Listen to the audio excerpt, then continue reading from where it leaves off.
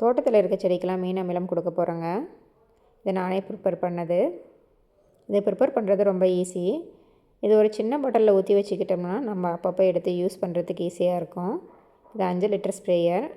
இதில் 1 லிட்டருக்கு 10 ml சொல்லிவிட்டு 5 லிட்டருக்கு 50 ml எடுத்திருக்கேன்.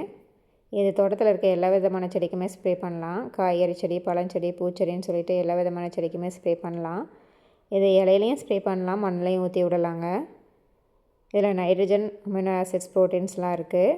நைட்ரஜன் வந்து செடி வந்து பச்சை பசேன்னு வளர்த்து ஹெல்ப் பண்ணும். அதோட அமினோ ஆசிட்ஸ், ப்ரோட்டீன்ஸ்லாம் வந்து செடி நல்லா ஸ்ட்ராங்காக்குங்க. நம்மளுக்கு நிறையா காய்கறிகள், பழங்கள், பூக்கள்லாம் கிடைக்கும்.